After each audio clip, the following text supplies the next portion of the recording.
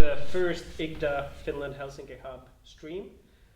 My name is Helli, and I'm one of the coordinators of the Helsinki Hub. And first I want to say I'm really happy to be here after such a long pause. We haven't done anything in about 6 months. But that's, you all know why. Corona, COVID-19 has caused a little bit of a kerfuffle in the world. And earlier in the spring, we decided we had to rein in because our events are so big. There are so many of you people, you wonderful, lovely people that come to our events that we couldn't, in good conscience, just have any kind of events because we didn't want to endanger people. So we pulled everything in and we've been trying to figure out what to do. And now we're starting a new kind of, turning a new leaf, if you will, in the Helsinki Hub history. We're going to start these streams and we're hoping to find out how we're going to do these. And this is our first one, and I hope this is, well, I know this is a very informative one, and I hope you will find it'll be useful for all of you. And then just so you know what we're going to do for the rest of the year at the Helsinki Hub and at IGDA is that we're going to do only online events. There will be nothing. We asked you, we sent a survey, and a lot of you answered. Thank you for that. You told us there's some people who are like, yeah, let's have a physical event, but there's a lot of people who are not ready to go to a physical event, especially if there's hundreds, like more than 100 people. And that's completely understandable. And we listened to you, so we've decided that we're not doing any physical events this year. It will only solely be online events. We will try to have different kinds of events. We will have demo moments, we will have fireside chats. We're gonna try to broaden our horizons a little bit. And if you have any ideas, please do contact us, talk with us. We're happy to have you here maybe as a guest. If you have any ideas, you don't want to be a guest but you have an idea, please throw it. There should be a link to our Discord that is moderated right now, and you can be there, you can have questions, and you can talk about the stream or things that we're going to be going through here. There is also an anonymous channel where you can send questions because we have a lawyer talking about the rights of employees. So if you don't want to ask with your name, which is completely understandable, you can just send it anonymously and we will ask her and she will give you good, proper answers.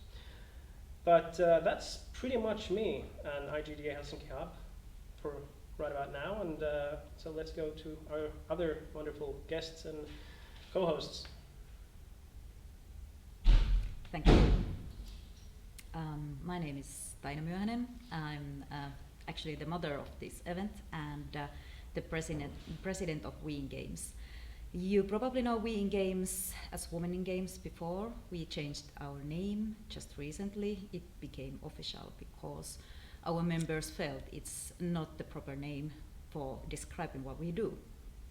And so nowadays, We in Games. We are working to make the Finnish game industry more diverse and more inclusive, and that's the reason also to have this event. I think one of the most important things to be equal is to know about the laws and about everything, your rights and your responsibilities, and that is what we are heavily focusing on this tonight. And this question has been asked me many times, so yes, you can watch this later if you don't have time, just right now. Also, We in Games is mostly doing online events, this at least until the December or until the things clear out. We have, by the way, the questionnaire going just right now. So if you are our member or if you follow our Facebook, please go and answer to our questions because we really want to learn more about you guys and what you are up to. Also, we have a pilot project for the companies boosting inclusion. So if you're interested, you can still join. This is for the companies and it's pretty interesting. So this is the first one what we are running now. And also we have a monthly games night coming up for every month, starting this month. And also a lecture about imposter syndrome by Elisa Heikura. Some of you might know her as well as Koodari Kuiskaaja. So we run pre-IGDA drinks, but also online, and we will have more online events coming up. But we also want to hear your opinion and your wishes. You want to have this kind of events more, or some kind of online gatherings, or what else? So please let us know. And Milla. Excellent. Yeah, my name is Milla Pennanen, and I'm from the Game Makers of Finland, which is a union, surprisingly, for the game makers in Finland.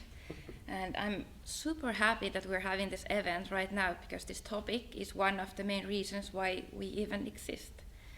And yeah, we of course help our members in many other issues and situations, and are helping them, for example, when they're searching for a new job. And we're having also some events during this year. One of the events is Graffiti Day. So we're making graffitis, legal ones, of course, and those places are going to be in Helsinki, Lahti, and Oulu. So if you can join, it will be really fun. And I think, are we ready to start with the lawyer part? Yeah. So next up is Insinööriliitto's lawyer Maria Jauhiainen. So go ahead. Everybody. My name is Maria Jauhiainen, and I've been working for Insinööriliitto, the Union of Professional Engineers, now for 14 years or 13 years, a long time, anyhow. And I'm really happy to be here with these cool people talking about the legal stuff. And I will try and make it as interesting as I can. I know it can be a little bit of a heavy topic after your day with Teams or Zoom or something else. But please ask questions. Let's try to make it interactive. And I'm here for you.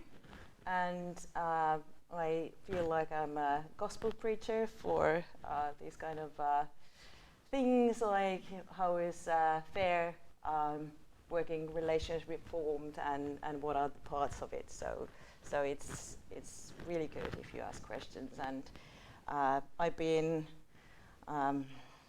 dealing with a few members. Maybe some of you are there on the other side of the camera, and I know that there are problems in this area, and with people coming from outside Finland. So one of the things that I also want to talk about is how to know your rights and what you are entitled to in Finland when you're working. So let's commence with the presentation. Here's my name and what I'm going to be talking about in legal terms. So about the employment contract or employment agreement. And the basis for this is the Employment Contracts Act, which is the most important piece of law or piece of legislation that you can come across in Finland when you're working. And I think we can link the law to people, so if you want to have that in English, we can do that. It's quite legible, so you will be able to get some stuff out of it, even by yourself. And the thing is that in order for this law to be applied to you, your employment contract or your employment has to fulfill these 5 criteria that I have here as follows. So it has to be entered into by the employee, so you. It cannot be somebody else. It cannot be somebody else doing the job. It has to be you. So it has to be you agreeing personally to perform the specific work for an employer. So it has to be employee, it has to be you have to perform it personally, and you have to have specific employer, and that employer will have some power over you to tell you what to do and how to do it, and that is called employer's direction and supervision right. So they can sort of tell you how you do your work, when you come to work. So this is sort of the lines where the employer can work or make you work. So it gives also you some rights that the employer cannot cross. So they cannot change your work like really like profoundly, but to some extent, yes, under this right. And you have to get some money in return or some other form of remuneration, which is in the law. And one time I came across this case where this guy was paid in auto parts. So you can also have other means of remuneration, but usually it's money that you're getting. So these 5 things have to be fulfilled in the criteria in order for you to be employed, so that this law will apply to you. And when this law is applied to you, then mainly rights will follow. If one of these parts is not met or fulfilled, the criteria, then we are talking about something else, and then you usually fall outside the scope of employment contract.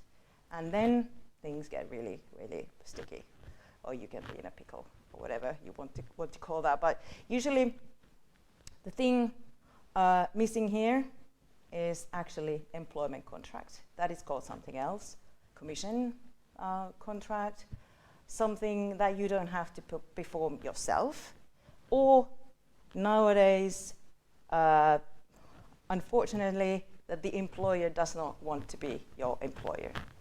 So they want to make some other kind of contract with you or agreement with you, and in those cases, be super cautious.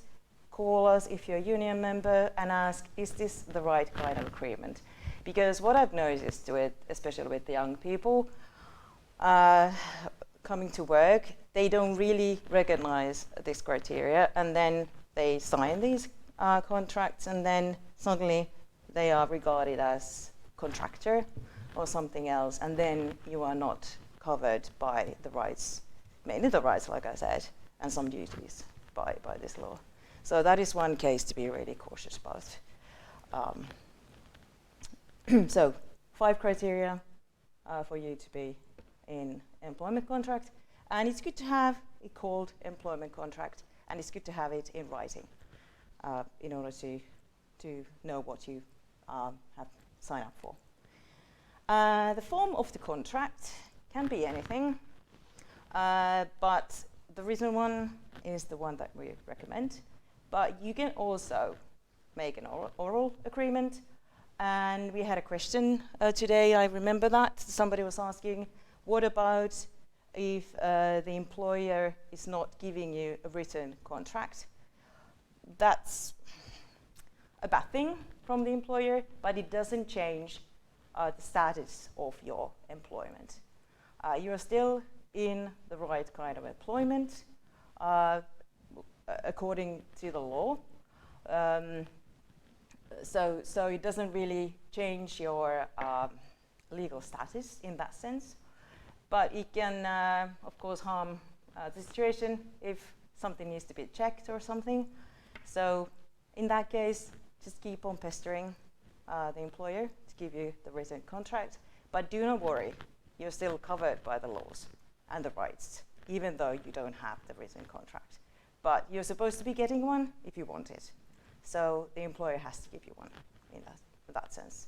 But you're still covered, so it's not like a that big a problem. And the basic model employment contract is the open-ended. So when you go working, it is open-ended. It ends if you're sacked or if you leave yourself. Basically, those are the two options how it ends. And then, so that is the basic model. So if nothing else is being agreed on, you work open-endedly. But if the employer presents you with a specific or justified reason for the fixed-term employment, then it can be fixed-term. And if you are not given this kind of reason, then your employment is open-ended. So if you ask for it, your employer has to be able to tell you the reason why you are only given a fixed-term employment. And if your employer is not able to do that, then it's open-ended. Because with the fixed-term employment, you only have the work for a specific period, and then it stops.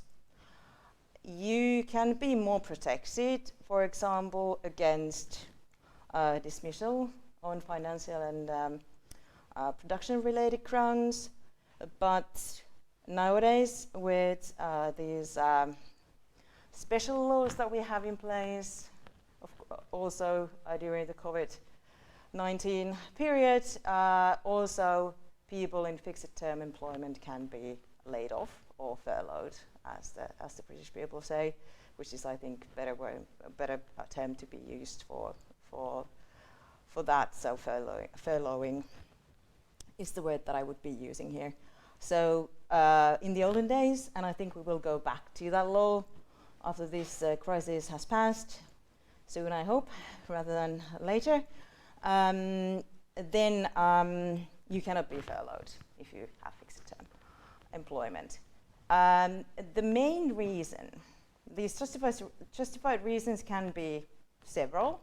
They have to be legal, they have to be objective, and the employer has to give you the reason, and they have to also give you the grounds for that fixed term. So if you ask for it, they have to give you the reason for it. They just can't say that, oh, we just want you for a fixed term. They really have to have a good reason for that. And if they don't have that, remember, it's open-ended, your employment. And if it ends after the fixed term, according to them, ends, then it's unfair dismissal. So these are sort of the legal background behind it. And some of the justified reasons, they can be that you are temping for somebody, deputyship, somebody is somewhere else, sick, something else. But for example, in hospitals, if there is a regular need for temps, and there is an ongoing stream of work, then they have to have these people in open-ended contracts. So they just can't say that we have you only for this, and then there's another temporary post, and then they want you back. But these are cases mainly for the big hospitals, so I will not go into more detail than that. Periodical work, for example, in garden, road building sites, picking up strawberries, something like that. Not really your niche, maybe that, but that's one of the reasons that the employer can use. The one that you will be encountering the most will be completing some specific and time-limited project. And here you have to remember that the project has to be specific and time-limited. So if you go work for a project and then it changes, and then you have another project and another project, then you are in open-ended employment relationship, because it just goes on and on and on. So it has not been time limited. And the other side of that coin is that the employer really has work on offer for you the whole time. So so these are mainly the this is mainly the reason, justified reason that the employers are using, but in many cases wrongly. And the last example that I have here is work experience placement, like a apprenticeship or something like that. But mainly when you're doing an apprenticeship, it can be that you don't have any pay. So in that sense, you are not covered by the Employment Contracts Act. That is one of the reasons also fall outside that jurisdiction, that you don't get paid. But that's one of the examples that I have here. But remember the project, and be wary or alert. If your projects just go on and on, then you can go to your employer and say that I want my contract to be swapped to open-ended. And also one particular part of the law is that if your employment continues over the fixed term periods, then it's valid open-endedly, so it just switches to that model. So this is mainly that background here. And one thing that I have to mention is since in Finland we have mainly 3 cases for maybe 4 cases of ending your employment contract. And the first one is probationary period. I will be talking about that a little bit more later. Then terminating with the period of notice, which is called irtisanominen in Finnish. And then we have termination immediately, which is purkaminen, the most severe option for you. And then, of course, when your fixed term ends. Okay, do we have a question? Contracts and then them to moving to open-ended. Mm-hmm. So how many, with the same company, how many fixed-term contracts you should have before it's kind of, is it like after 2 or 3, or is there any kind of this kind of limits? Yeah, that's a very good question, because actually the answer is that there is no limitation.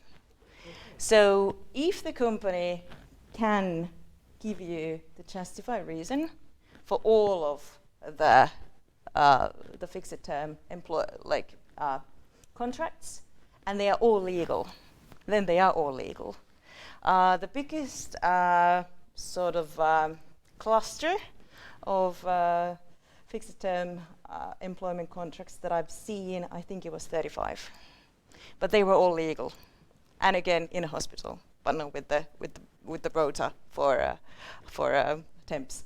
But they all had like a sick leave, something else, being temp for somebody else, and if they are legal, then all of them are legal.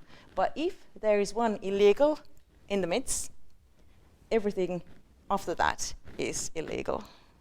So it changes the whole chain of them. So it's sort of a funny thing.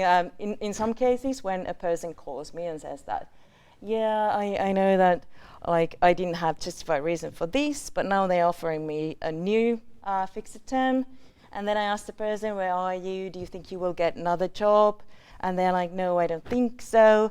So in those cases, I tell them to ask for open-ended, so that it has already changed into open-ended employment contract. And if the boss says no, I say, okay, sign the fixed term.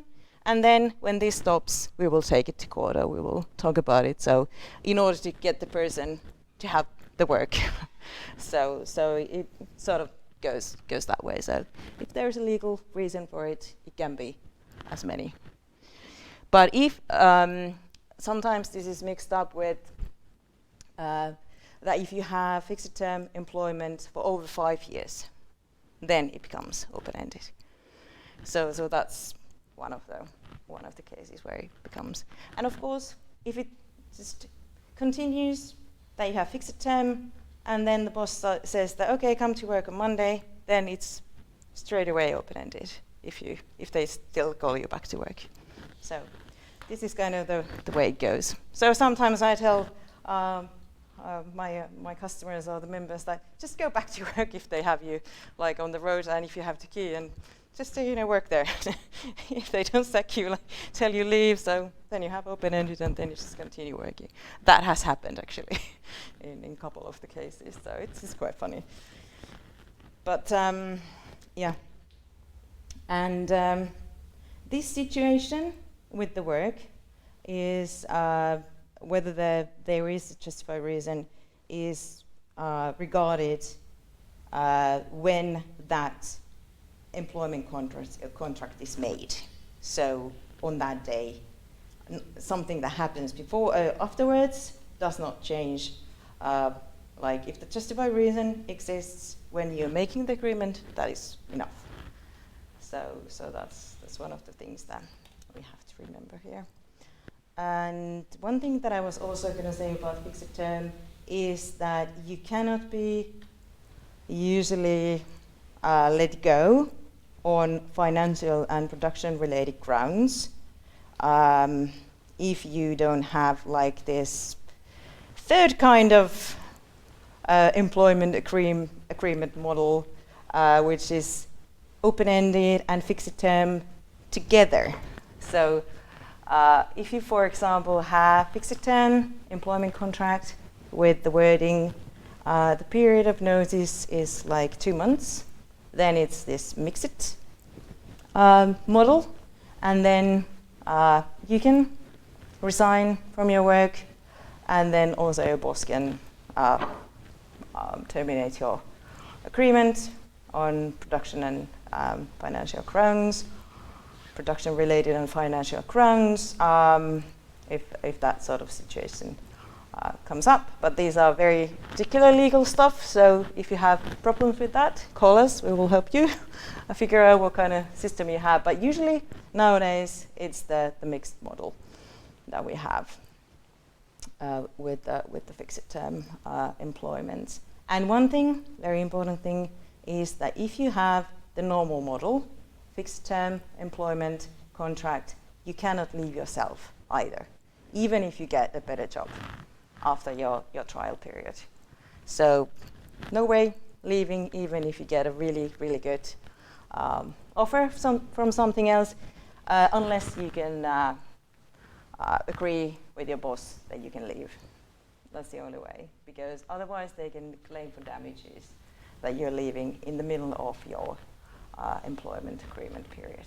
But again, stuff for later investigation, legal investigation, but just bear that in mind.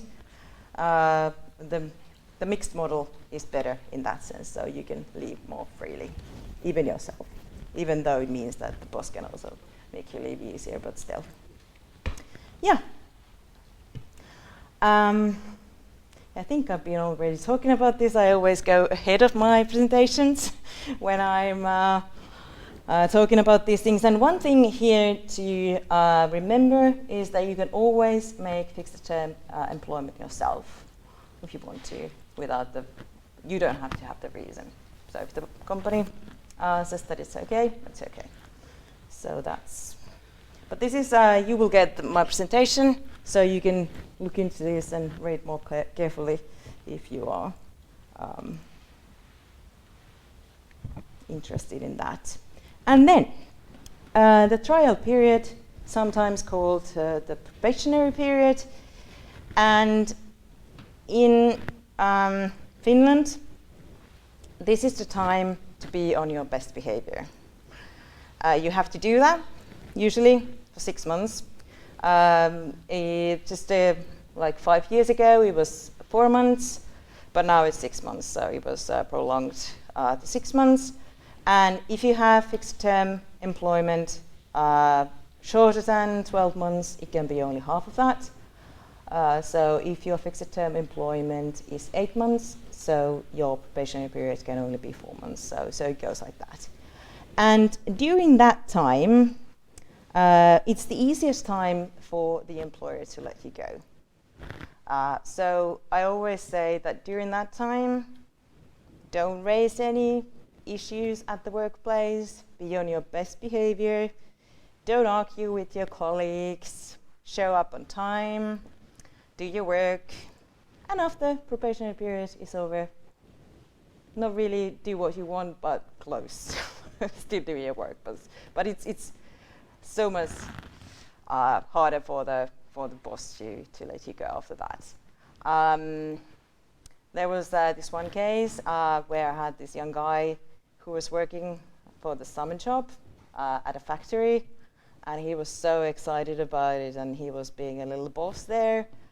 And then he got really excited about health and safety issues at the factory level, and he started going around with a notepad and a pen and writing stuff down. And then he went to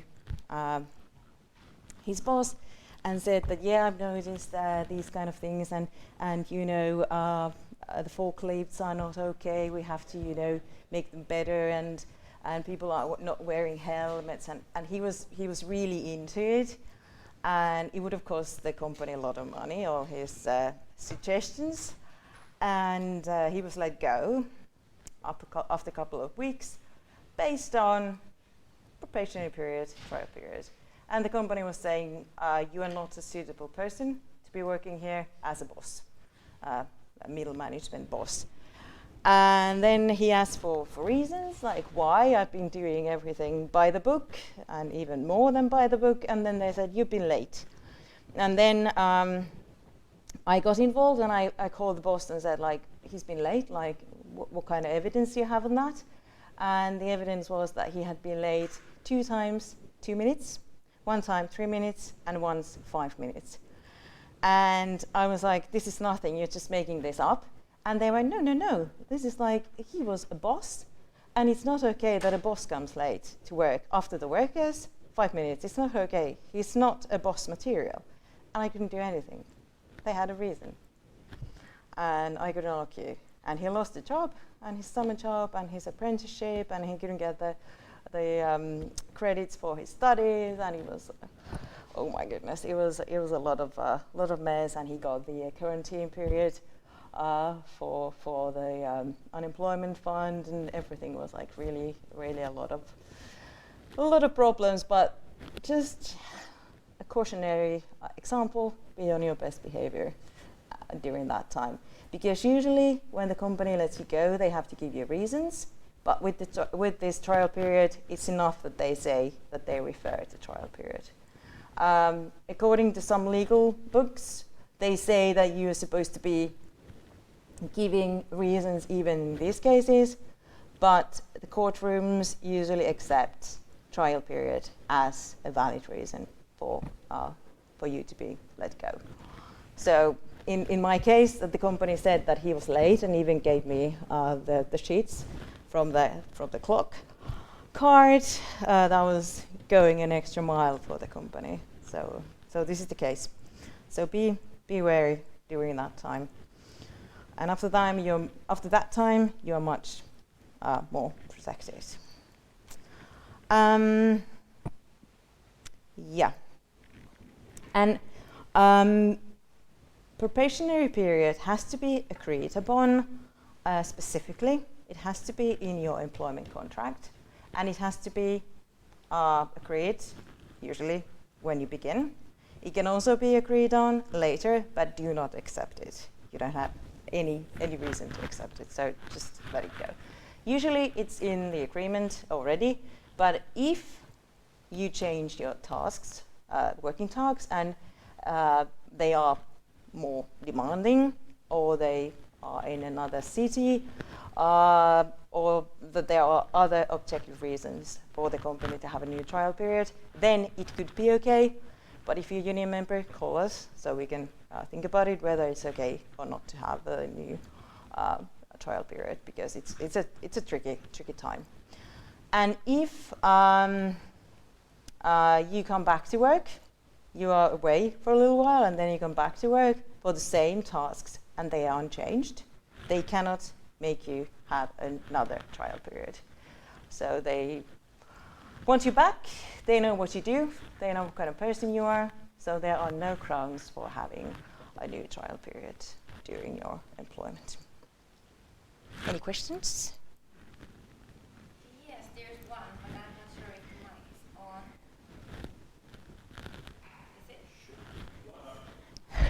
Is it? Yes.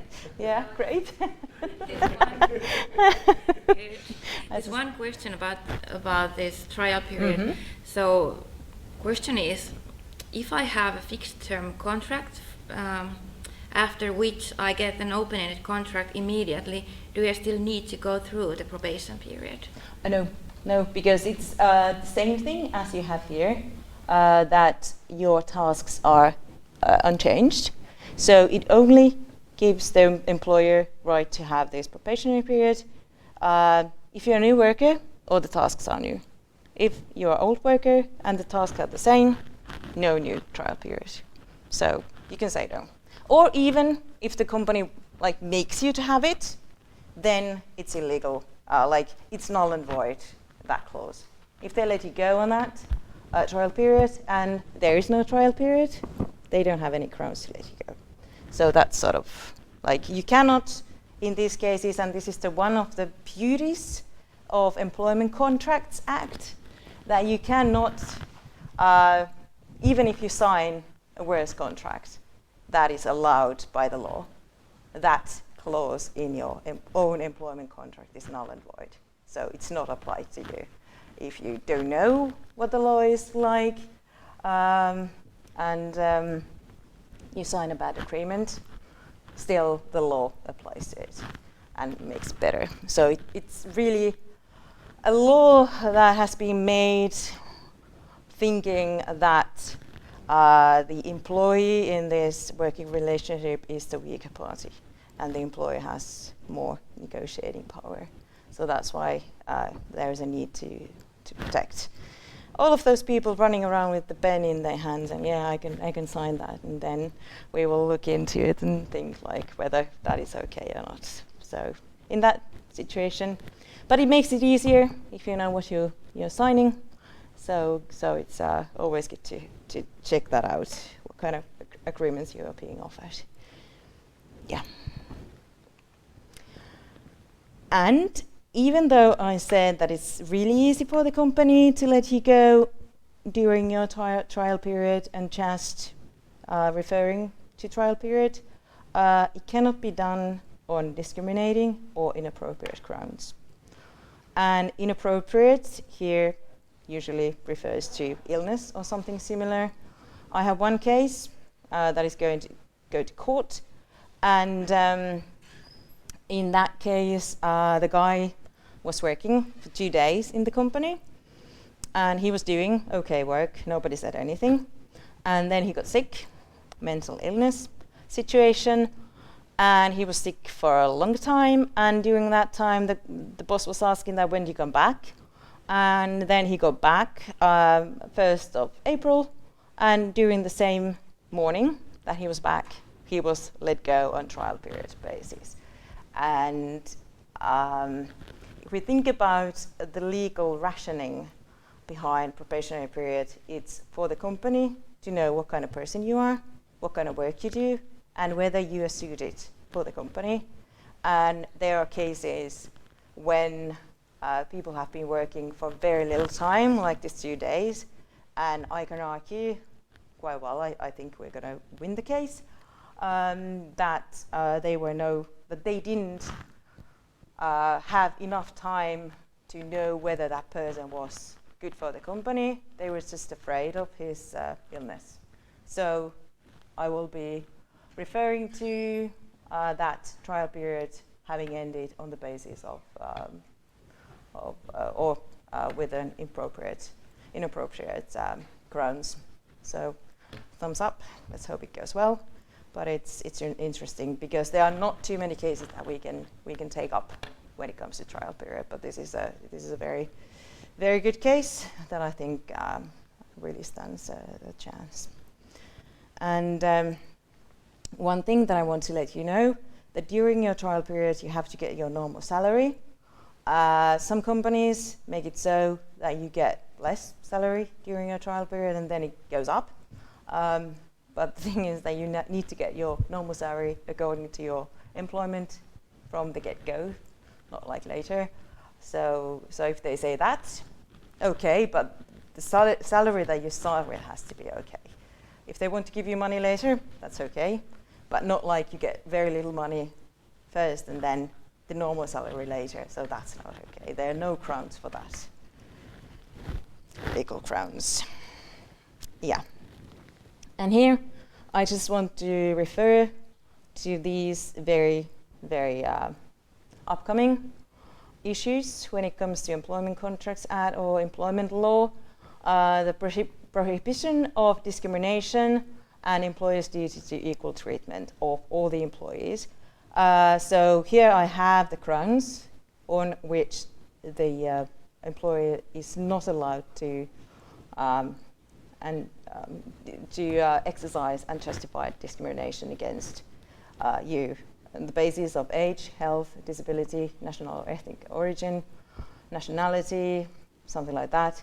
So they really have to be careful when it comes to these. And if you encounter discrimination based on this, and when I say encounter this kind of a discrimination, it means that somebody else is being treated in the similar kind of situation that you are, better than you are, and you think that there is this kind of ground, these kind of grounds behind it, then it's also a legal case.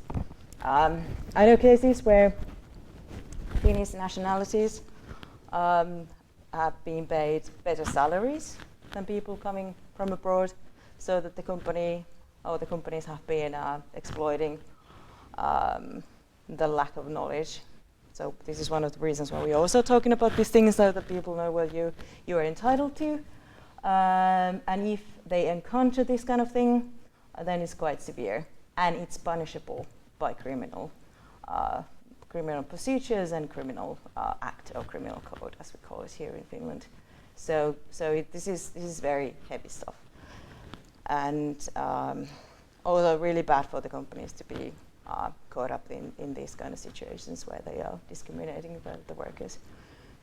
And all employees, whether you are part-time, fixed term, or open-ended, or in an open-ended employment, all must be treated equally. So the company cannot say that you have something and you don't, just based on this. So that's one thing very important to remember. And then this list here that I have, these 12 points, are the points that you can ask to have in your employment contract. And these are also the principal terms that the company has to give to you if you only have oral agreement and the company does not want to give you the written contract. Then you can refer to the law. This list is in the law, I think in chapter 1 and paragraph 4, if I'm not mistaken. And if you refer to that, the company has to give you all of these on paper in written form in 1 month's time. So you can refer to that if you have if they are not giving you the written contract. So there has to be the domicile or business location of where the company or the employer is an employee, the date of the commencement of the work, and they may seem like very okay. Of course they are there, but usually all of these terms are vital parts of your agreement that we can refer to if something comes up. So that's why it's important to have all of these. And duration of the fixed term and the justification for the reason to have it. So you have to have it written in your contract. And if there's none, usually it's open-ended. So it's as clear as that. And then trial period and the length of it. Luckily, even though it was prolonged to 6 months, it's still many companies that are only using 3 months or 4 months, and it's a negotiable thing. So if they are trying to give you longer, you can try and get it shorter because it's in your benefit. And the more the company wants you to come to work for them, the better place you have to negotiate. So try to make everything better for yourself. Trial period shorter, no fixed term, and stuff like that. I have more later that you can negotiate on. But these are things that you can actually negotiate on. So you don't have to accept the first paper that is given to you. And if you are a member of the union, again, you can send it to us and we will check it out and tell you what is wrong or what is good in it. And it will help you. Tell me, it will help you. And number 5 is the place where the work is performed.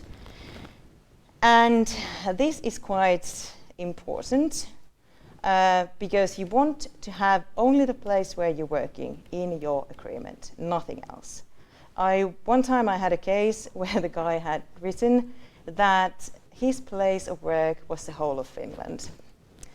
And the company called him. He was working in Kuopio, where Taina is from. I heard that today. And the company called him and said that we want you to move to Vantaa in the metropolitan area and start working there. We don't have work for you anymore in Kuopio, so you have to move to Vantaa. And he had a wife working for Kuopio Central Hospital and 2 kids at school. And he called me and like, no, I can't move to Vantaa in 2 weeks' time. And I was like, okay, it's nothing to worry. Just show me your contract. And then he showed it to me, and there was the whole Finland is his place of work. And I was like, oh my goodness, what do we do now? Because actually he had agreed to working all over Finland, just by that. So on the first slide, I had the employer's direction and supervision right. And if you have that kind of clause in your employment contract, you are widening that right for the employer enormously. And it took me a while to think about how we go on with this. And since there was still some work left in Kuopio, we were able to refer to like standardized terms of his contract that he had been working in Kuopio for 5 years. So that was actually his place of work, not the whole of Finland. And it took a lot of negotiating and talks to get the employee understand that he is not moving anywhere, and he was able to keep his job. But please be careful, and these also have to do with the daily allowances, especially tax-free daily allowances. So if you have many places of work in your working contract, you will not get your daily allowances when you're traveling tax-free. They will be taxable. So also one thing to look out for. Your principal duties should be there. Do not widen them necessarily too much. Just have the tasks that you want to be doing there. Luckily, that clause that says that you will also be doing other work signed to you by the employer does not refer to, or does not give your employer right to widen your tasks as much as they want to. So still the work that you came to do, and you can also refer to the job application or the job announcement and say this is the work that I came to do, so you cannot refer to me other tasks and duties, so you can refer to that. So that is like a little backup support. But the best thing is to have them nicely, tidily in your employment contract, and if they are changed, have an annex to your agreement and have your new duties there. And if they're changed again, a new annex, but don't change the original. That's always the best thing to do. And then, collective agreement. I will come to that later. And that is one of the things that we do in trade unions in Finland. And they are agreements that are applied to all of the workers. Mainly, I think 95% all of the workers in Finland are covered by some collective agreement, and they are negotiated by us trade unions with employer associations. And they usually give better rights for workers, and if they are all binding, all applicable collective agreements, they will give you more rights than you would have. So they're a good thing, a very good thing.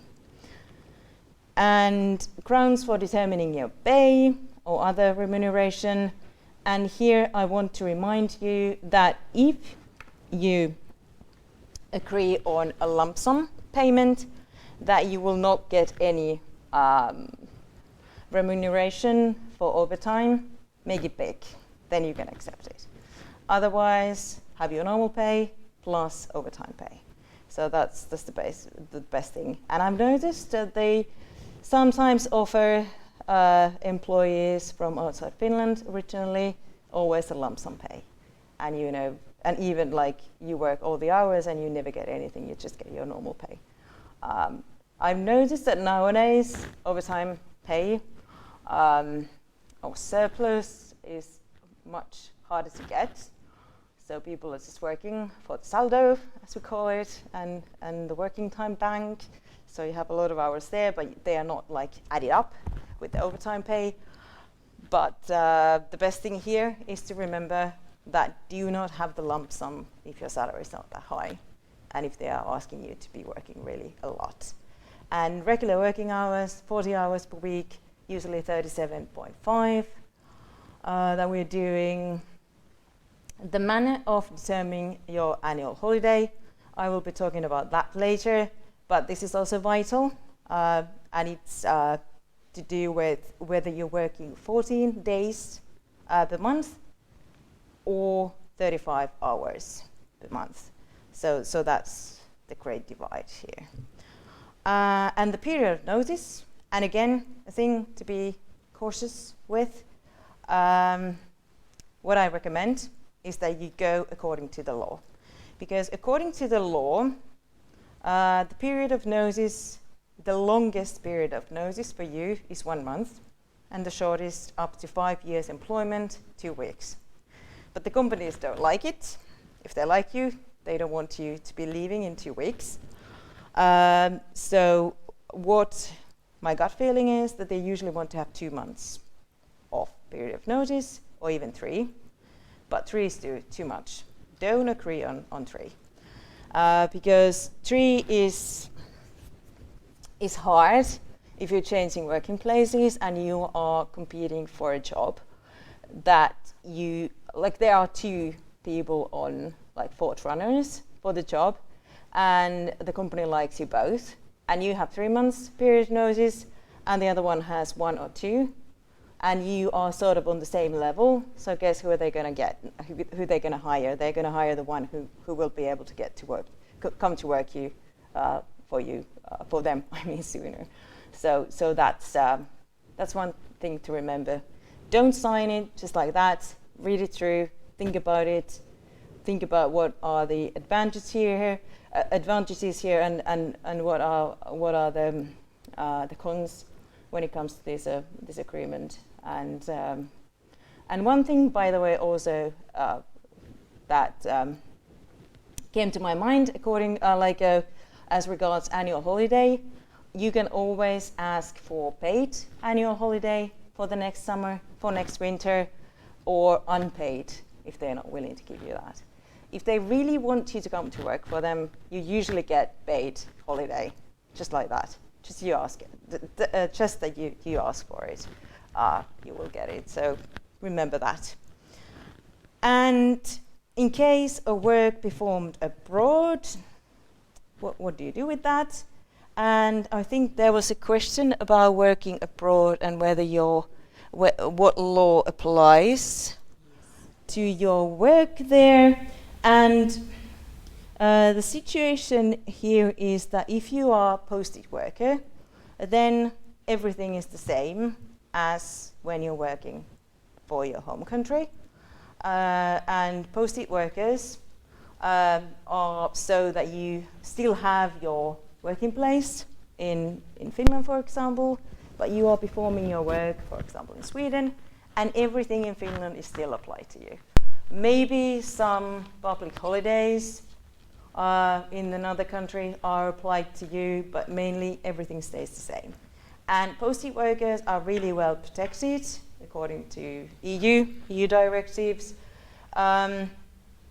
But the different kind of situation applies to workers that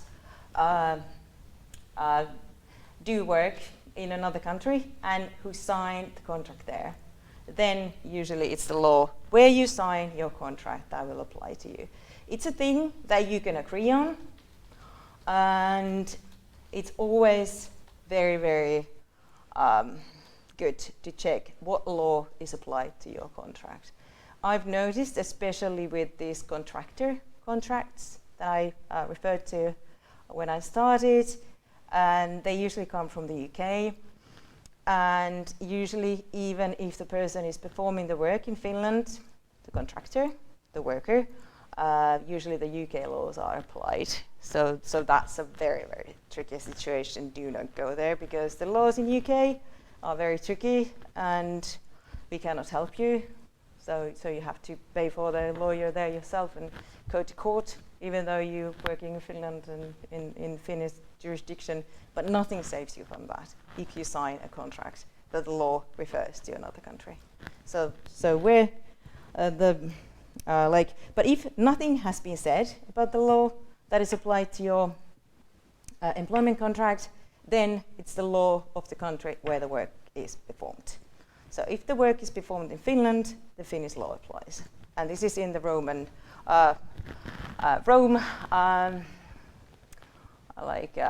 agreement from the EU. So it's very, very well set in stone. So that is what is protecting you. But it's again a thing to be cautious about when you're signing your agreement. Yeah, and then we have the collective agreements that I was talking about. And here, the main thing that I want to refer to is that any term of an employment contract that is in conflict with an equivalent term in the generally applicable collective agreement is null and void. So usually it saves you quite a lot of hassle. We have three personnel groups here in Finland. We have workers, blue-collar workers. We have salaried workers in the middle management, not middle workers. And then we have senior salaried workers. And we, from Insinööriliitto, Professional Engineers Union, we usually represent the senior salaried workers. And if we're thinking about the groups of workers, so we have the workers, and then we have the salaried and senior salaried. Mainly all of the workers are covered by generally applicable all binding collective agreements. In the middle group, quite a lot of them are covered, and also collective agreements for the workers are usually the best in Finland.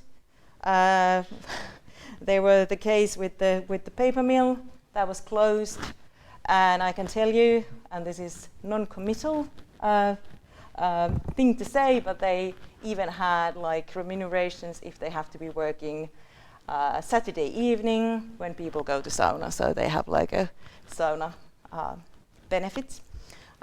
So they have been really, and so they really have good collective agreements.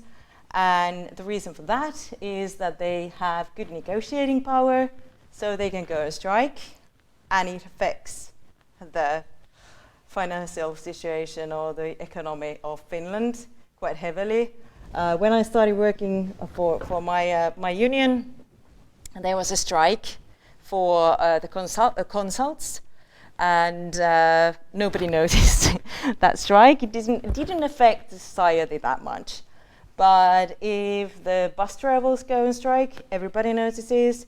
If the dogs go on strike, everybody notices. So it's sort of like that. It used to be so, that if you are a worker, you have good negotiating power, and it gets weaker, and hence our collective agreements are weaker. And when it comes to senior salaried, we don't have collective agreements, all binding, generally applicable collective agreements for all. The sectors that are still missing these agreements, we are trying to negotiate, but it's hard, is the commercial sector, the forestry sector, construction, and forestry. Yeah, those are the ones that don't have it, and it's a pity because they don't have that good rules or terms when it comes to their agreements. And here, for example, according to the collective agreements, we have holiday pay. I will maybe talk about that a little bit later. You get 50% of your summer time or holiday salary as a holiday bonus, and it's up to collective agreements. It's nowhere else. It's not in the law. It's in these agreements. And also the salary for pay during illness is much better according to collective agreements. And if you don't have them, then you have to negotiate better, especially when it comes to illness during sickness. But these are, again, the nitty-gritty of employment law, but remember to check it out if you just remember from this that now I have to be careful. I will call somebody and ask. And now, do you have a question? Yes, we do. Yes, but actually it's we have to jump back a little bit. Okay. It's about, yes, well, this is a question which has lots of questions in it. Okay. I'm going to read it. Okay. So, what if due to lack of resources I am asked to take up other responsibilities in addition? Do I really need to have an addendum to my contract? What if initially asked temporary but they become a more permanent part of my working day? Can you be let go of if refusing to take up responsibilities initially not mentioned in your contract? Yeah, a very good question. In these cases, like if the company is saying that we are now in a pickle and we need you to step up and take something else, what I would do, I would think like, okay, maybe I have to do this, but I would still make the addendum to my contract and make it fixed term that the company has to give you a date when they drop those or where they hire a new person. Because the thing is that if you accept those new duties and you don't do that, you will end up with them forever and with no extra salary. So the other thing is to try and negotiate for extra salary during that time, and it's very good to do that in the annex or in the addendum to your employment contract, that it's fixed term with a little bit more salary. And then it also makes or gives a prerogative for the company to drop the new work because they have to pay you more for it. So that's what I always suggest in these cases. And when it comes to case law on, I know that many people are afraid of saying no to the company for these widenings of their tasks. But there was, for example, a case that we always refer to, but it sort of gives you the principles in it. There was a cleaning lady who had to clean 400 square meters in an evening, and the company said that now you have to start cleaning 600, and that was too much. And the cleaning lady declined, and the company let her go. But in the code of law, it was stated that that was changing her work too much and nearly doubling her working tasks, and it was illegal, and that was unfair dismissal in that case. So I always refer to that. So the company does not have the right, even if it's written in your agreement that I will take up any work that the company is offering me, they don't have that right. There's also a court case on that. So it's called like a stereotypical clause in your agreement, and it's always there, so you have not like agreed to it personally, that the company has a right to give you whatever task they want. So based on the Finnish case law, I would say that the right for the company to make you take up more work without the addendum, more money, you are quite well protected. But in that case, I would also call us and ask a lawyer to come to your negotiations and say that this is illegal, and don't make her or him do that, and then usually the case is dropped. But if you're by yourself, it can be hard, but it's not legal in that case. Do you think I answered the question? Good. Good. Was there any other questions? No? Yeah. No, on the Discord side. Okay. Well, I'm moderating the anonymous chat. There's lots of questions. Okay. And I believe that we don't have time to answer all of those, so we'll collect the questions and answer them in time. Yeah, that sounds like a good idea. But there is actually one really new question, and it's like this. How well all of these Finnish laws transfer to other EU or non-EU countries? We are like I work quite a lot on the European level, and I would say the laws, employment laws, are the best in the world in the Nordic countries. So our laws are mainly copy-paste exercises from the Swedish laws. So it's quite funny, but the Swedish laws are really good. And I would say that mainly Swedish laws, they are on the same level or a little bit better. Norwegian laws also copy-paste exercises from the Norwegian laws, copy-paste exercises from Swedish laws. Danish laws are a little bit, they are not so good. So the Swedish laws, Danish laws, they have made them more flexible, and in some cases they work, in some cases they don't. But mainly Finnish, Swedish and Norwegian laws when it comes to protecting the employees are the best in the world. EU laws, really good, but you have to remember that EU legislation does not go into such detail.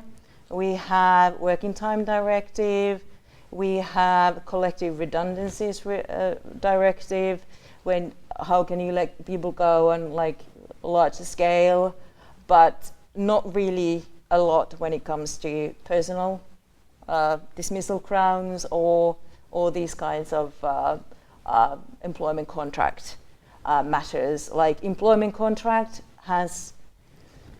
there are bits and pieces in EU legislation, but nothing very concrete. And I have to say that if we compare the Finnish laws to Baltic laws, like Estonian laws, they are not like they are Finnish law here and Estonian law there. I'm sorry, there are Estonians there, but you know what I'm talking about. So it's that's the thing. And if we go outside Europe, then it gets really jungle-like. So that is one of the things that I also, one of the reasons I want to be talking to you, so that you know what you are entitled to in Finland, because this is good, and mainly because the trade unions have been so strong. I'm sorry to say that, but that's the case, because we don't allow worsenings to the laws really easily. Of course, it depends on the government that we have, like the worsenings to our law, many of them were made during the other government that we had before, but now we're trying to get some things back, or we were on track of getting them back, but now we got the COVID and it changed. So let's see what happens now with the budget negotiations and stuff like that. It's politics and it's lobbying and stuff like that. But yeah, they're good.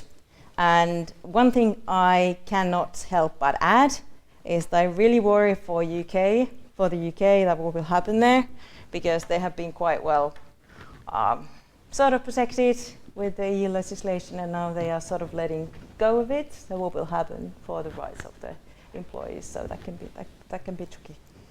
Yeah. So yeah, I think we covered some of the questions now.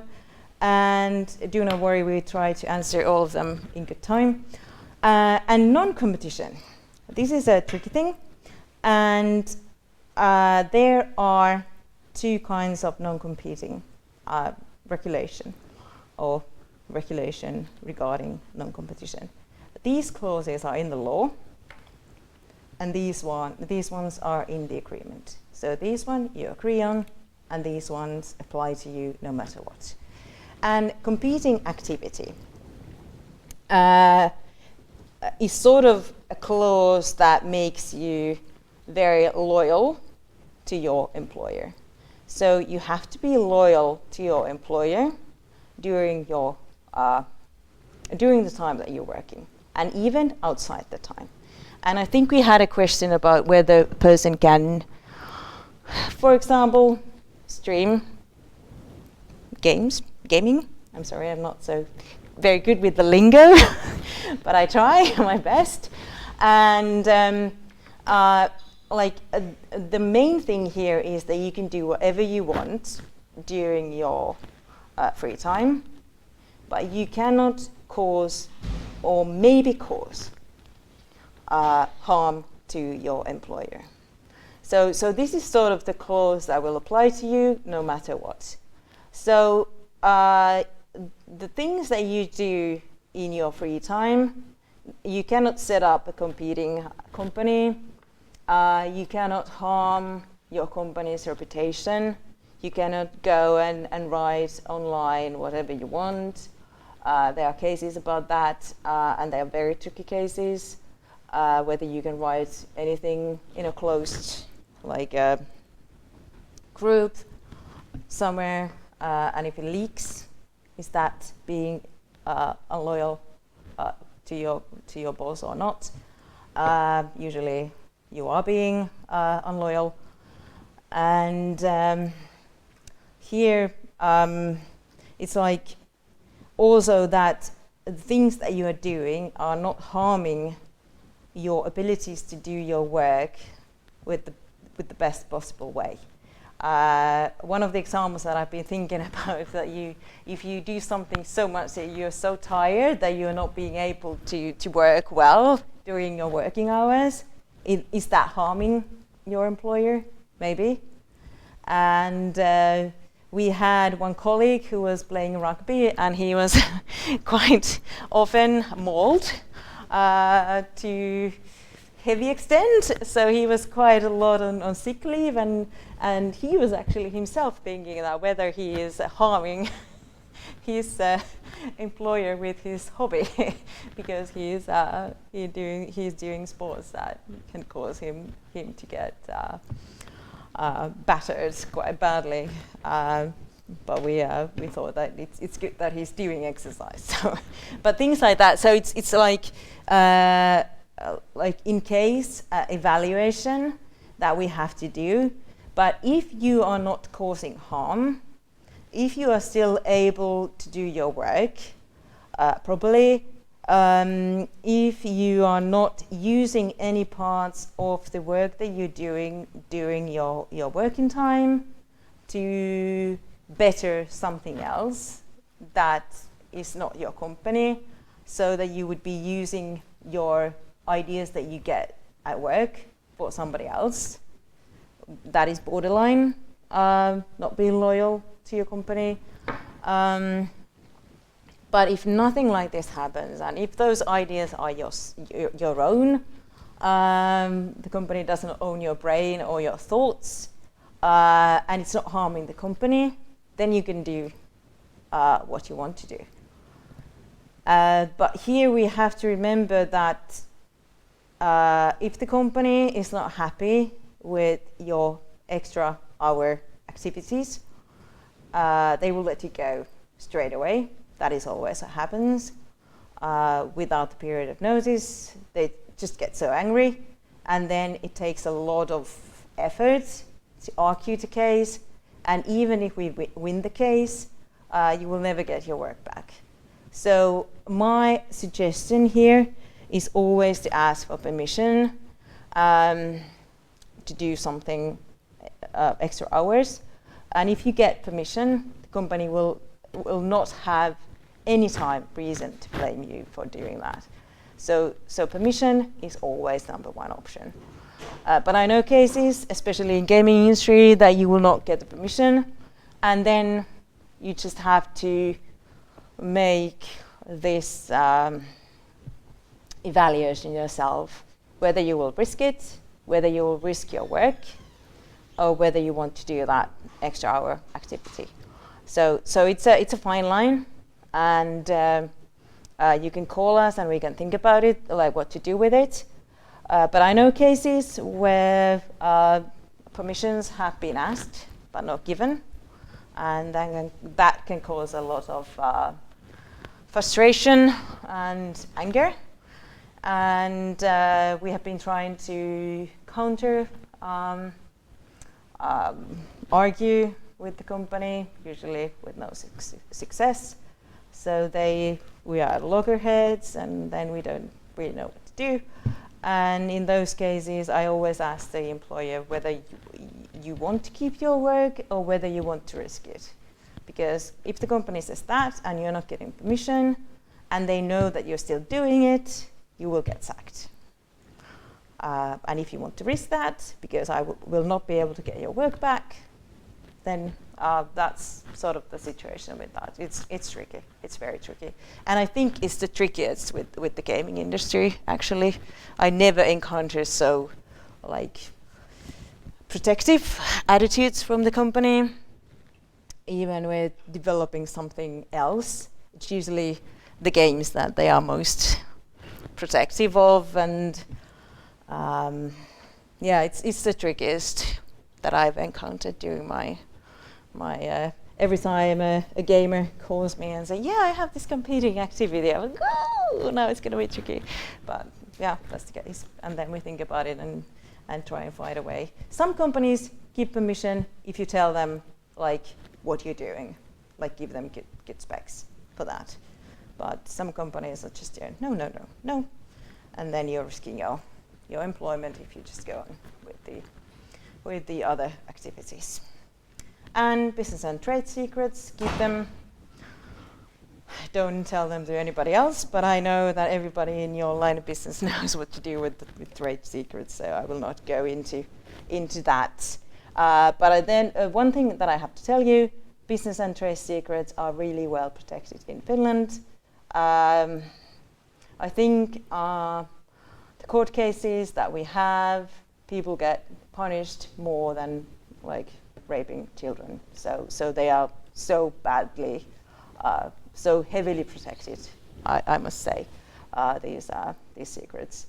So they are punishable by the criminal code if you tell the secrets.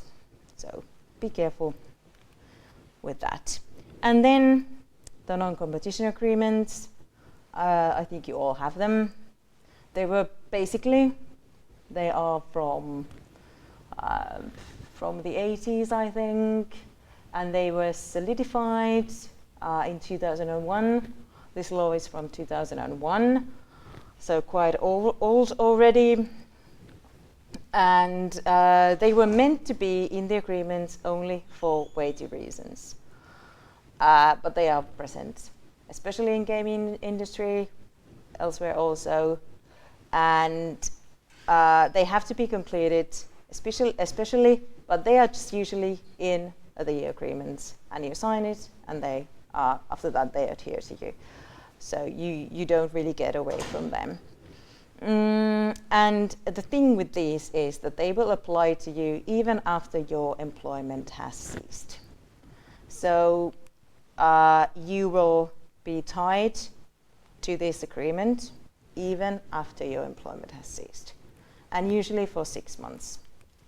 And here is the criteria that should be taken into account, but like I said, usually with people in this line of business, you have this, and it's legal. So not more about that. And it may restrict the employee's rights for maximum of 6 months. And if you get compensation at this time, it can be the restriction can be extended to a maximum of 1 year. And in that case, you are supposed to be getting also compensation for it. Usually it's a half month's pay. So for 1 year of limiting your rights, you will get 6 months salary. I never see them. It's always the 6 months without anything. And if you break that clause, number one thing in the law is paying for the damages. But now, in nearly all of the agreements that I see, it's contractual penalty or payment for liquidated damages or penalty payment. So this is the tricky thing that we have nowadays with these agreements, that with the contractual penalty, even when you break the clause, you will end up paying. And according to the law, this penalty payment should not exceed 6 months' salary. But according to one study that I saw, the penalty payments can even be 1 million euros. So it can be just, and people, if they don't know, they think that they are now obliged to pay 1 million euros for going to work for somebody else. And if you can do something about this, go always with the payment of damages, never with contractual penalty or penalty payment, because compensation for the loss or damages in Finland, it's really, really, really hard to get on in the court of law for the employer, because in Finland we have a system where the one claiming for the damages has to come up with the value, monetary value for the damages, and I've never seen a case where they can come up with the monetary value that would stick in the court of law when it comes to non-competition agreement. Never ever. Because if you go work for another company, what is the monetary loss that you will suffer? You can't show it. So that's always number one. But unfortunately, also people from the company have been listening to me, and they know that never go with the compensation for loss or damages. So nowadays, all that I see is the contractual penalty, and that's hard to get rid of. And since this has been a problem, there has been a group working under the Ministry of Employment and Economy, and they came up with a new idea just during the spring.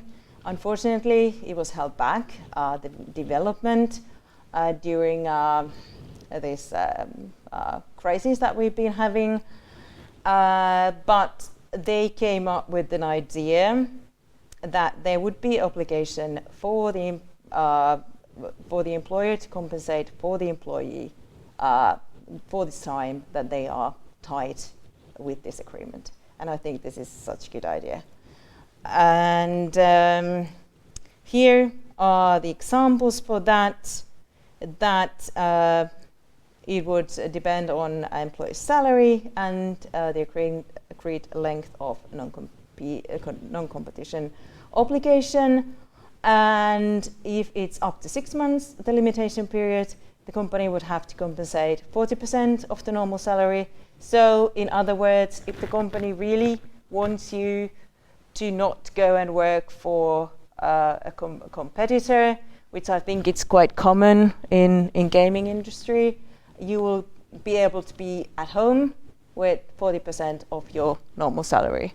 Do other work, doesn't affect. For other company, or if it's more than 6 months, you will get 60% of your normal salary.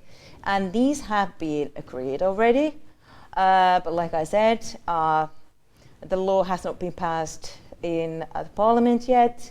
They are hoping to get it through before Christmas, because the initial idea was to get this law in force to come into force the 1st of January 2021. So they will be having a little bit of rush times there to get it passed, but those are the hopes that we are having.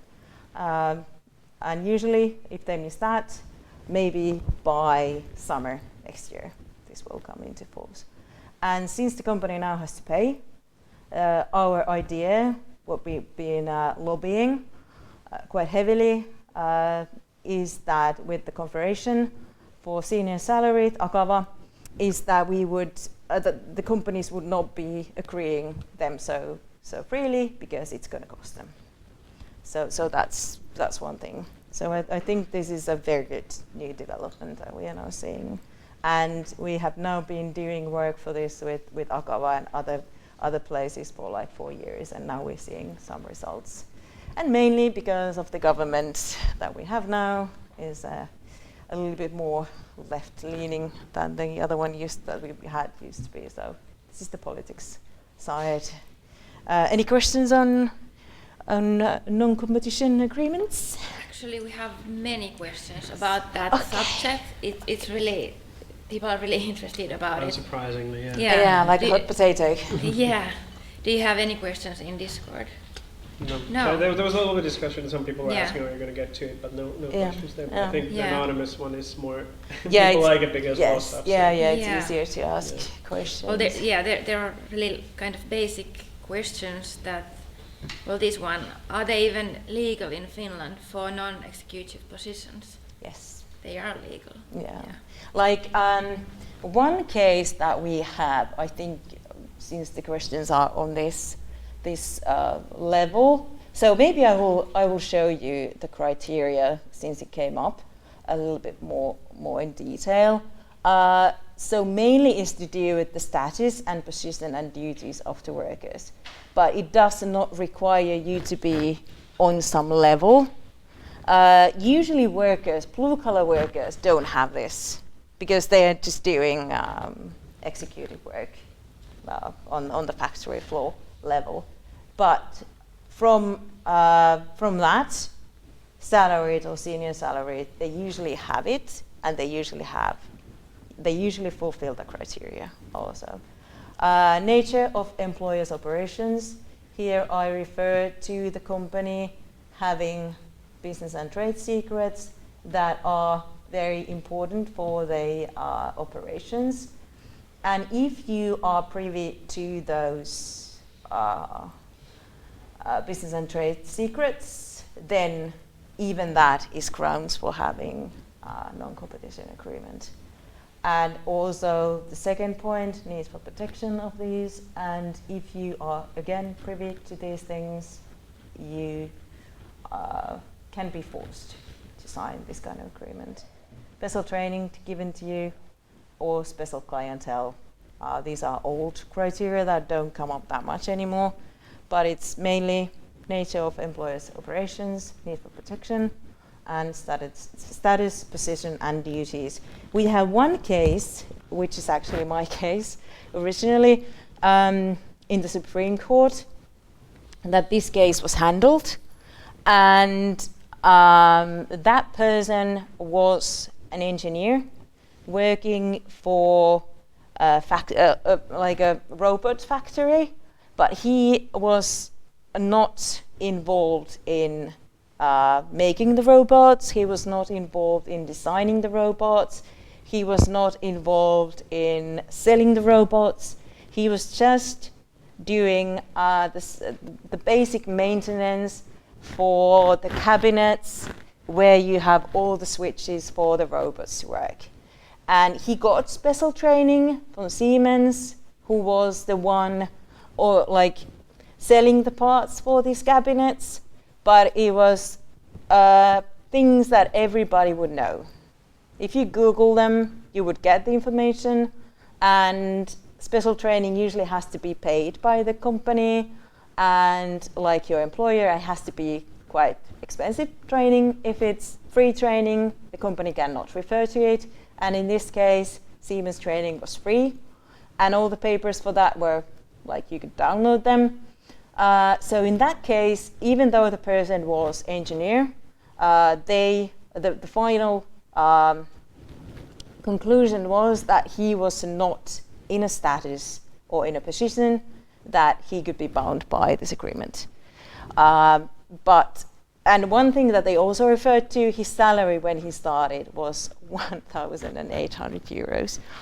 And that was even mentioned in the ruling from the Supreme Court, that taking into account his very low salary, we conclude that that there were no grounds to have him bound by the non-competition agreement. But that's the only case that we have, and everybody else above that, knowing about how to make the deals for the sales and how the pricing is comprised, everybody is covered by those agreements, and that's one of the reasons why it's so tricky to get rid of them.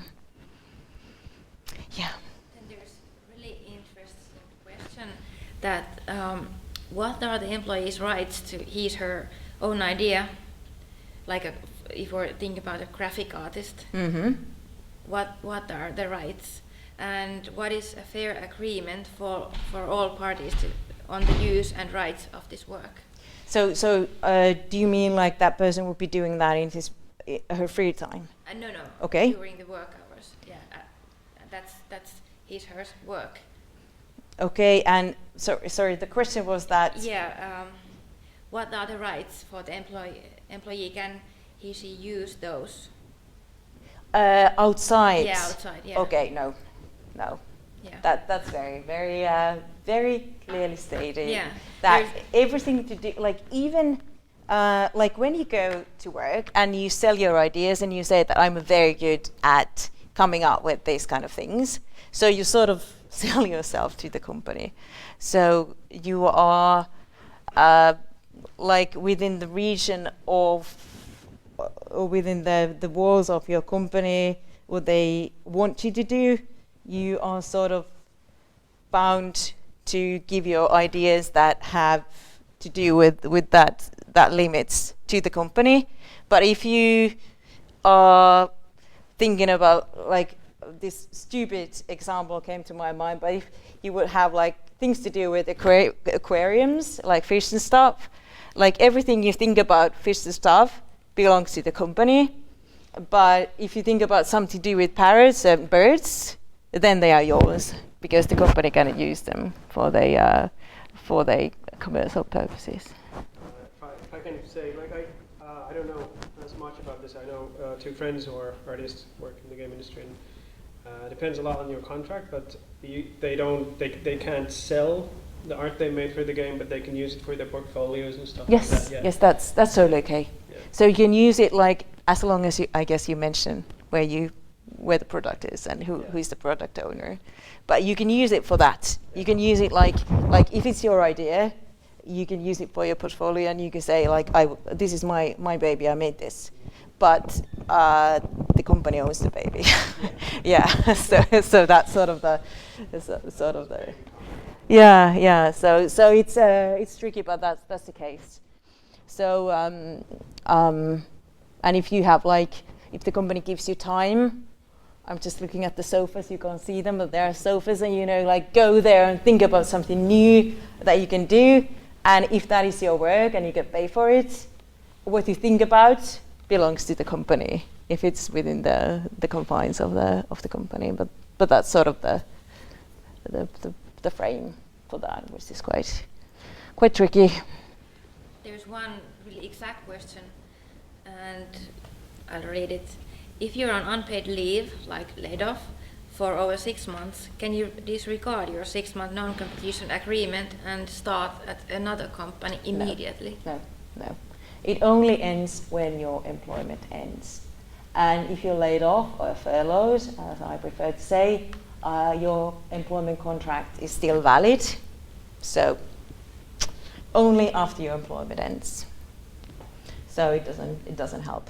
But of course, one can argue that if you would now stop working for the company by yourself, resign yourself, and start the company, then maybe if we again think about the rationale behind non-competition agreement, you have sort of been outside the company now for 6 months. So maybe it could be arguable to say that you have been long enough away from the company and are free now to do what you want. But that would be a very, very tricky legal question, because in the law, it's after your employment has ceased, and while you are furloughed or laid off, your employment is still valid. So that is the real question, and the other one is like fly away with the legal thinking question, but it could be one thing to think about. Yeah. Good questions. And it's so nice to have questions and people here asking them, because I've been doing webinars, only me and myself, listening to my own voice. And so this is much more better to have interaction. I'm glad about that. And pay during illness, this is what I mentioned. And here you can see the difference, that if you don't have collective agreement, according to which you can have even like, sorry. So there's one Okay. comment quickly on Twitch. Someone saying that the answer about employees' rights is not correct. There are no regulations in the Copyright Act that compel an employee to give up their copyrights. Yeah. Copyrights, different Yeah. thing, different thing. But when it comes to computer programs and if I have the right thing now, because I just remember it Finnish, like computer programs, software, they have specific clauses for them. Yeah. So if and it's like when it comes to copyright, we have to differentiate between your right to own stuff and your right to use that stuff for commercial purposes. It's like I think in Finnish the first one is like isän oikeus. So again, like father and baby, so that it's your baby, but somebody else can make the baby dance and get money from it. So in some cases the company has to mention that you have made the baby, but you cannot get the money out of the dancing. Babies don't dance. Sorry about this very, very bad example. Don't get offended, but that's sort of the case. It's even trickier with computer games and software, because in those cases they regard you having the facilities, more facilities and more like feedback from the company in those cases, so it makes that product even more company owned. So it's even trickier in those cases. So it's usually like, but if somebody comes up with, I think for example everybody knows the bike Jopo in Finland. I think somebody owns the like somebody came up with Jopo and owns like that like model for bike, in sense that like they came up with the idea, but they have no right to produce those bikes and get the money out of it. But it goes into detail, but that's sort of the legal. The person here said that you probably mean user license. Yes. So it's trickier with that. Fair enough. Yeah, thank you. But good question. Thank you, Twitch. Yeah. And yeah, but this is. Do we have something else on? Because I know it's a hot potato. We have lots of questions, Okay. even more, but I think that we will Okay. collect them and answer Yes, them. let's do that. Yeah. Let's do that. So we go back to the payment during And illness. we have like 20 minutes time Okay. left, so Okay, but I think I'll sort of manage. Okay. yeah. Yeah. Cool. Yeah. Or then we have to arrange like part 2 or something. Yeah, yes, I think. Yeah, I was. I have to say that when I was given the topic and the time limit, I was like, yeah, there's going to be part 2, because I have this. My normal presentation is 3 hours for this, and then I was just picking the slides that I thought would be good, like for the basic course, and then we can have the advanced course. But of course, these issues with the copyrights and everything are definitely cases for the advanced course. But here you can see like the difference. Otherwise, you get salary when you're sick for 9 days, and then with collective agreement, you can get them even for 3 months. So this is how it gets better. And of course, after that, you will get the Kela sickness allowance, but that's that thing. I've been referring to these things during my presentation. And like I said, grounds for termination of employment by means of notice, irtisanominen, and varoitus. Notice is varoitus. I put some Finnish words here too, so if you come across them, you will know what they are.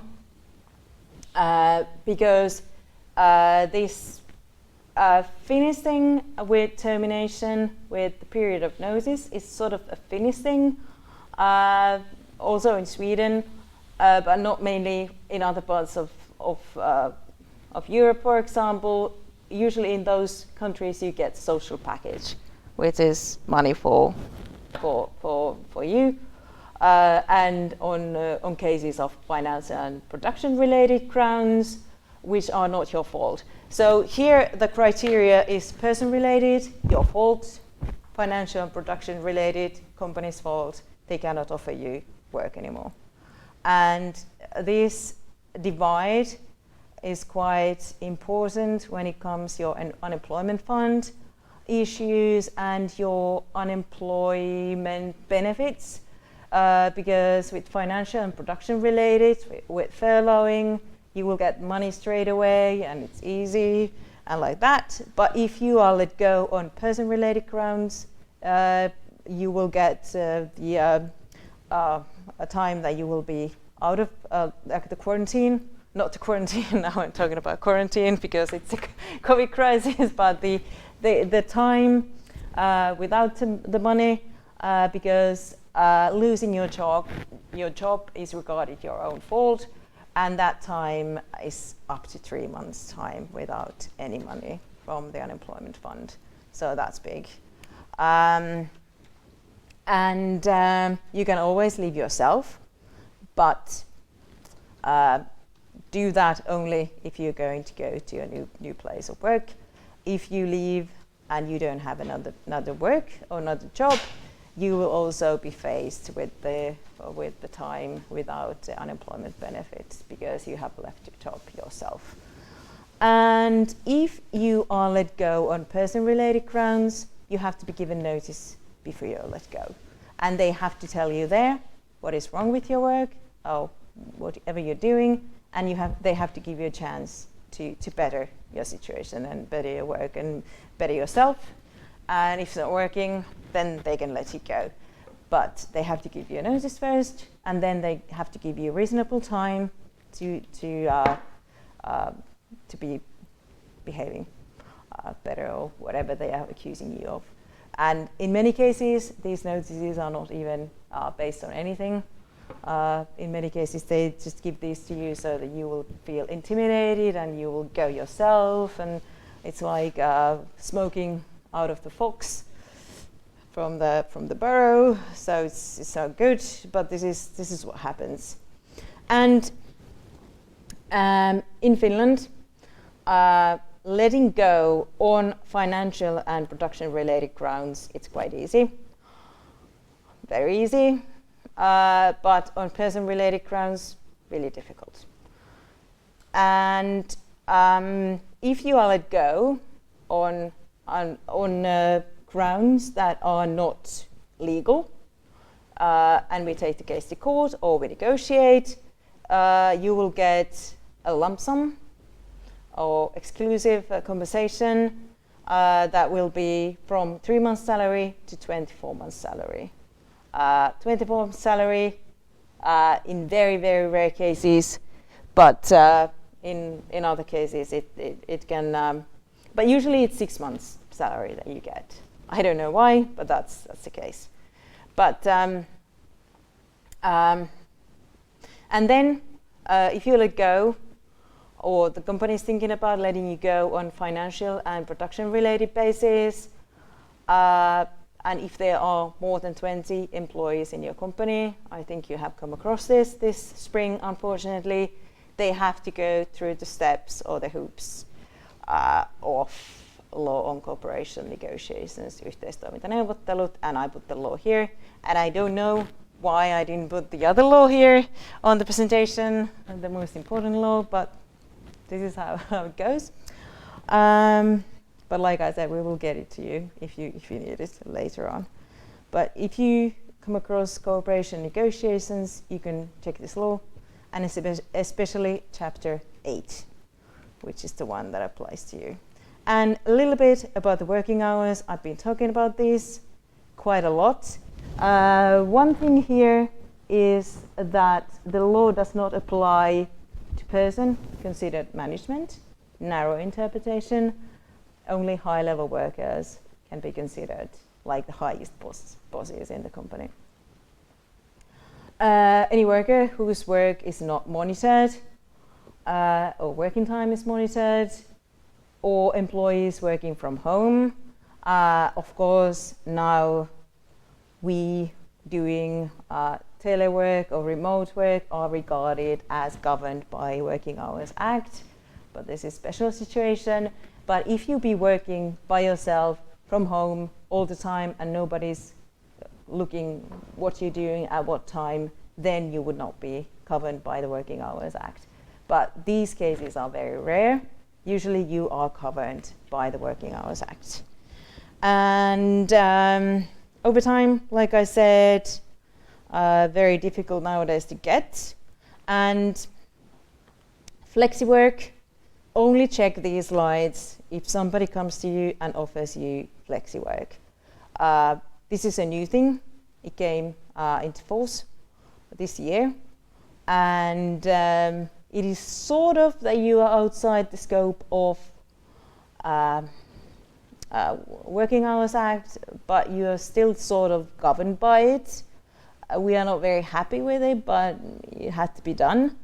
And it should mainly be used for knowledge work, which is us mainly, which you can do anywhere, anytime. There are some limitations to it, and you have to make an agreement about it.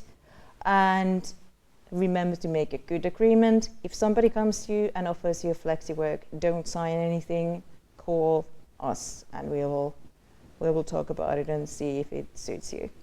There have not been that many flexi work agreements that I have come across, but some. And like I said, some restrictions, and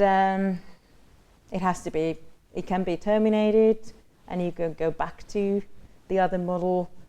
But this is the new thing. And like I said, remuneration for overtime work, not so very common these days.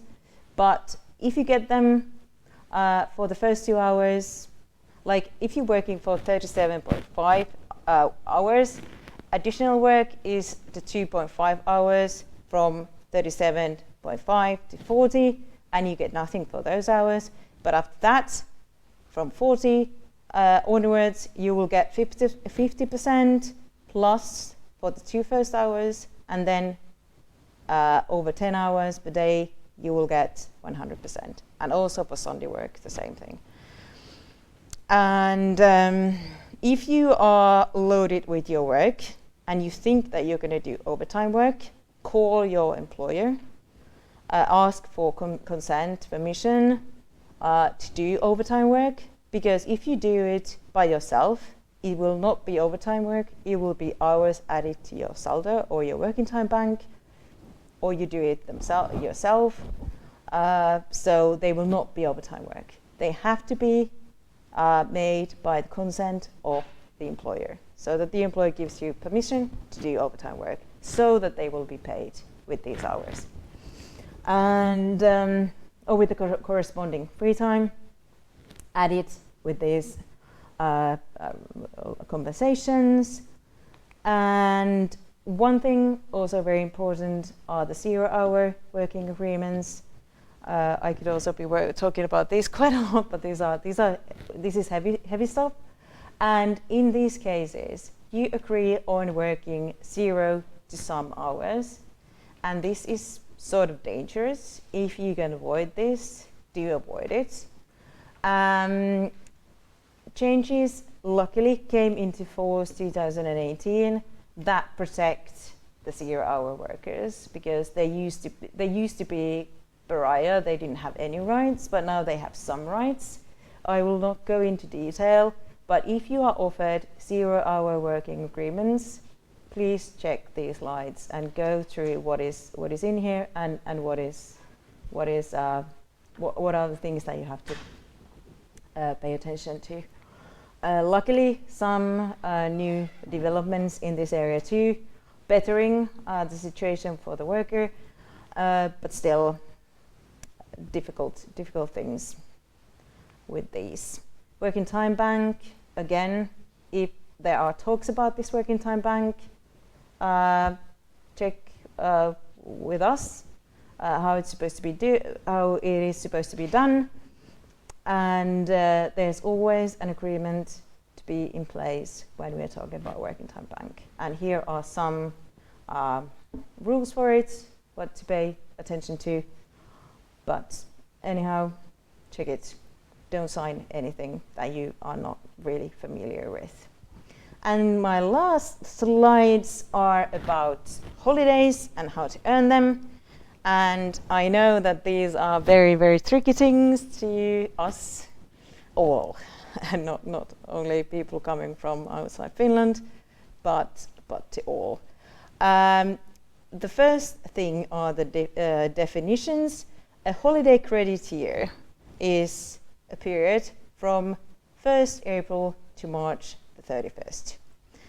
And this plays a role when you start working, whether you start working in March or in April, after the 1st of April. If you start working the 1st of April, it's okay, or before 31st of March. But if you start working 2nd of April, it's not so okay, because this will take away your winter holiday for 2 years to come, because you're losing the 6 days from your holiday collection or accruement. So this is tricky, and I sent Milla some, and I think she will send them round, some tasks for you to do if you want to get better grips with how to count the holiday things, because they are tricky. And holiday season is from the 2nd of May, not the 1st of May, you all know why, to 30th of September. And this is summer holiday season, and outside that time it's the winter holiday season, 6 days. And there was a question about summer holidays, whether the company can tell you or make you keep your holiday. And yes, actually the company or your boss can tell you basically when you are going to have your holiday. But in the Annual Holidays Act, there are stipulations and clauses that the company has to give you opinion to express your, option to express your opinion on when you want to have your holiday. But if that is not doable, the company decides. But they have to be non-discriminatory, and they have to treat all the workers the similar way. In Finland, everybody wants to have summer holiday during July, but if the work is ongoing, the company has to give there has to be a rota that everybody can have their summer holiday in July, when it's their turn. But basically, it's up to the employer to decide when you are going to have your holiday. And but only the holiday that is in season. So they cannot make you have keep your winter holiday during the summer holiday break or season or period. So those are basically the rules when it comes to this. And you will earn your holiday while you work. And like I said, you can try and agree otherwise, but it's not always possible. But try that when you are about to sign your agreement. And the basic situation is that you earn 2.5 days, weekdays of holiday for each full holiday credit month. But if you have been working for less than a year, and here we come to starting work after the 2nd of April, you will earn only 2 days of holiday for the first holiday credit year. And full holiday credit month and here we come to the terms of your agreement, are whether you work, and this is the number one rule, work at least 14 days per month, or if this cannot be met, you fall under the second category, which is 35 hours per month.